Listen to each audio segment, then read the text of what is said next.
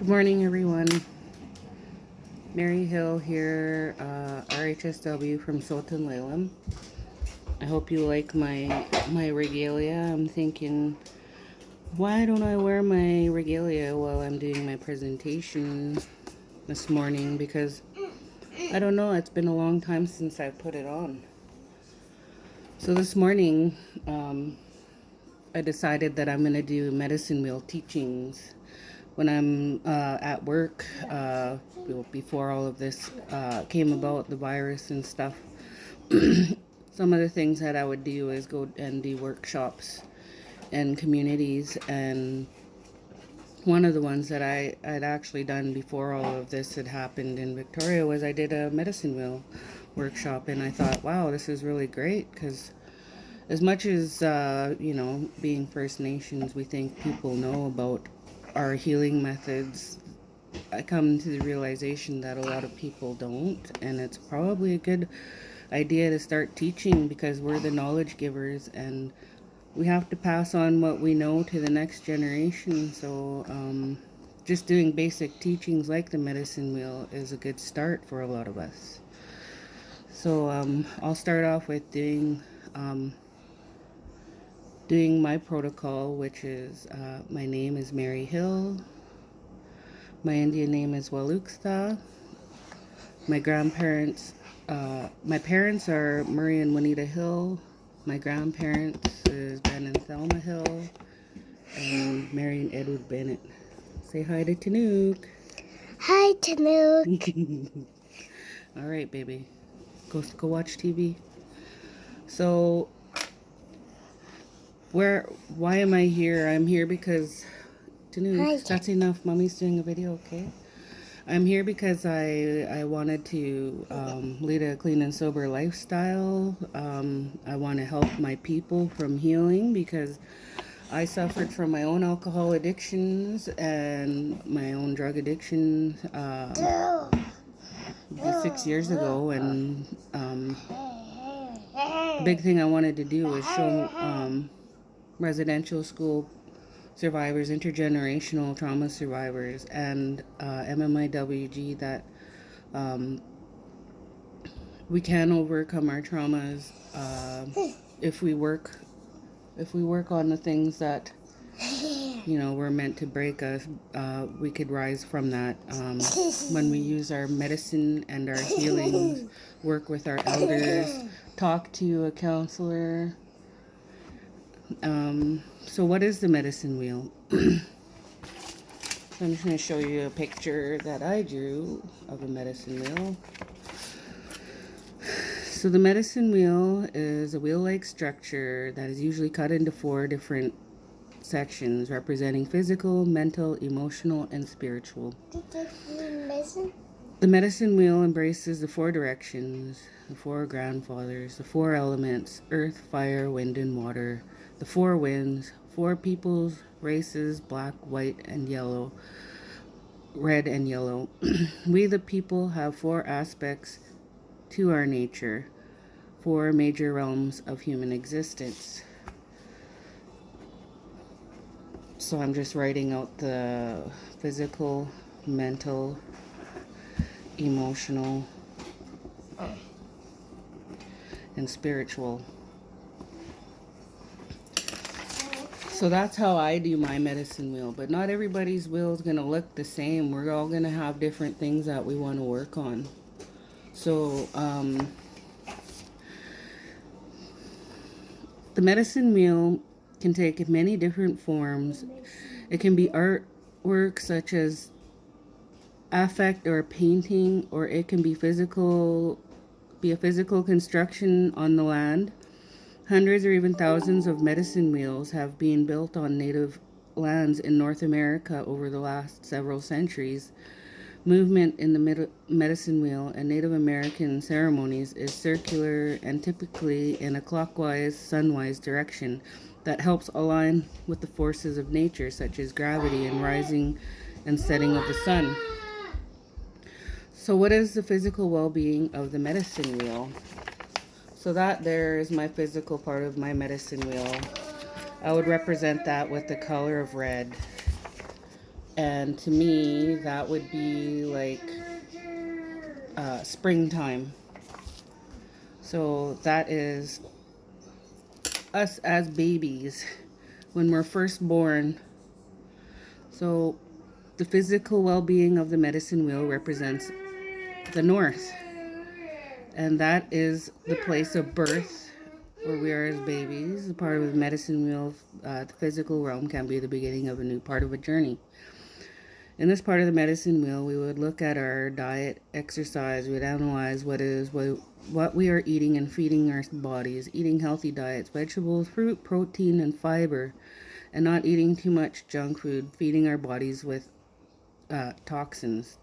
This is where you think of how much exercise we do each week to help keep our heart rate up, to keep ourselves healthy. How does this part of the medicine wheel relate to you? Do you think that your physical realm of your medicine wheel is well taken care of? For me, I honestly, since this virus has come about, I've been finding myself not working on my physical well-being as much as I should. I do have a treadmill, and I think I should use it more. With the social distancing, they say to keep 6 feet away from each other's, and to give people room so that nobody's getting each other sick. And um, you know somebody mentioned earlier about going for a hike and keeping away from people, and I think that's a good thing to do. I think maybe later I'll take my baby for a walk down the block, because our block here is really there's not a lot of people that go out, especially right now. So maybe I'll take him for a walk and do maybe 30 minutes on my treadmill. So examples of mental well-being. So the mental well-being of our medicine wheel. Mental well-being is how we respond to life's up and down. So the mental part is right below the physical. So what comes after spring is summer. And that's basically where we are as adolescents. And that is how we were respond to life's up and downs. In this simple mental well-being definition lies deeper meaning and implication for our lives. It includes how a person thinks, handles emotions, emotional wellness, and acts. So this part of the medicine wheel is probably going to be really hard right now, because a lot of people are scared of what's been going on. People are, I know when I was in my critical incident stress management course, they said the worst thing you can do to somebody is put them into isolation. Because we're social beings, it makes us really hard to deal when we're not socializing with other people. We even as First Nations people, we would get together and have feasts, and when people would pass away, we'd come together with the family and offer prayers and feed them. With all of this, it makes it really hard for us to work on that, the mental well-being of our medicine wheel. So this important part of who we are has multiple meanings. These traits which are actually skills we can practice and develop are all part of the mental well-being. So self-acceptance and sense of self are a couple major things. For me, it was always really hard to work on my mental well-being, because I never wanted to admit that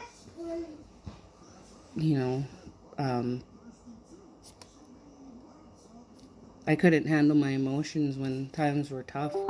So in the past, I would use alcohol to deal with it, and that stopped working after a while, because it was only a band-aid. The alcohol was just a band-aid for me to deal with my ups and downs. So now I'm moving on to the emotional well-being. The emotional part, which is spring, summer, I believe it is fall. The season of that is fall, and the color that represents that is yellow. And so physical is north, mental is south, emotional is east. So this is the area of the medicine wheel where we are adults. This is where we pick up most of our teachings, what we've learned in our life. So that would be me right now. I'm actually in the emotional part of my medicine wheel because I'm an adult, and this is, for some, you might be delayed or you might be ahead, depending on how you were brought up. For me, it was kind of hard because I didn't really know our First Nations ways growing up. But working with the cultural supports at Sultan Laylam, it makes it a lot easier picking up the teaching. So my emotional well-being, emotional health is a positive state of well-being which enables an individual to be able to function in society and meet the demands of everyday life. An important step in creating emotional health is to identify your own emotions and to understand their value. All emotions have meaning and value simply because they're part of us. That doesn't mean they're all good for us to experience long term. However, we don't have to sit back and let our feelings overwhelm us. Instead, we can develop emotional intelligence, the ability to identify emotions and use them constructively. This leads to learning emotional regulation and the ability to control our emotions. So that kind of ties in with our mental well-being. Our emotional well-being is where we're in residential school. I know a lot of people were told not to cry, that if we cried and it meant we were weak, or we were not going to let our ancestors go to the other side if we cried. But we actually have to let those tears come because that is grieving, and if we hold on to those tears, it just stays in the back of our mind and we don't get to release it. And one day when, years down the road, something might happen and it'll trigger off a memory of the person, and then, it'll just cause us to break down. So it is really, it's really important that we understand that when it's time to grieve, that we take the time to put into that part of ourself. So on to the last part of our medicine wheel, which is the most important part of the medicine wheel, is the spiritual well-being. In this part of the medicine wheel, this is where we become elders. So this is where we take our teachings and we teach the ones that are our children, our adolescents, the adults. We take all of our teachings that we have learned throughout our walks of life. This is where we develop more of a sense of who we are and who we choose to believe in. So this is our winter part of our medicine wheel too, and I use black to represent that. So this is where we turn to our ways of spiritualism to heal ourselves from the inside. In my job, this is the biggest part of the medicine wheel. This is where we gain back what we have lost due to the residential schools and the trauma passed down from generation to generation. This is where, for me, to use the cedar to heal and to pray for creators for guidance. For some, spirituality is in the gym. For some, their spirituality is not actually the same as mine. It would be like in the gym, and I do love to work out at the gym, but my gym's closed, until further notice. And the outdoors or in a church, we respect everyone's ways they choose to heal themselves, and then we pass those teachings down to the next generation. And this is the part where we are elders, and that is our responsibilities to pass down the teachings to our grandchildren and children. So this, I would take, so this is my medicine wheel, right? For you, I would encourage you to make up your own medicine wheel. a blank medicine wheel. Color it whatever colors you want. Nobody can tell you what color you want to use in your medicine wheel. It doesn't have to be in 4. It could be in 8, 6s. But you could, in the middle, that is you. It's you. And fill out what you want, what it is you think that's important to you. And really look at yourself and think, am I doing whatever I can to fulfill my needs, my section of my medicine wheel? And then, work on it. For me, tonight, I have to go on my treadmill. I know that because I have PTSD because my alcoholism, I there's a lot of trauma that was involved there, and Mommy, I'm red. yeah, okay, just hang on. Sorry. But yeah, there's a lot of things that I have to work on, and I'm not perfect. I will probably never be perfect, but I'm dealing with life the best way I can, and just know that we're here for you. I just want to be there. I don't want people hurting. I don't want people going through things or thinking they're alone. Mommy, I even talked to my boss this morning about, Mommy, gosh. it's been on my mind. What can we do for people? What can we do? I mean, if you need something, reach out to us. We could do as much as we can to make sure that you're not going without during these times. I know there's a lot of people who need necessities while we're in the social distancing and quarantine and isolation. Toilet paper, canned foods, bread. We could try our best. We have people in Duncan. We have people all over the island that could probably try to help you. And not just that, we could do prayers with you. We could talk with you on the phone. But don't ever think you're alone, because we're here. And I hope you like my regalia, because it's been a long time since I wore it. And it's been an honor to do this teaching with you. I hope you all have a good day. Wash your hands. Use hand sanitizer. Stay inside. And make sure you take care of one another and be kind. I can't stress that enough because it's been really hard. I mean, I could see it that people are struggling, but then I really think too, is what I'm saying going to be kind? Is it going to be affecting somebody, especially when you're online on Facebook? It's hard. It's hard because people are going to say things that you're not going to agree with, but you know what? You don't have to feed into it. And that's something that I struggled for a long time to do. I wanted to sit there and I wanted to argue, but really, was that doing me any good? No, it was just making me sick. So, I just wanted to show you this book too that I read. That I've been reading. It's called Trickster Drift. It's by Eden Robinson. She's one of my favorites. So,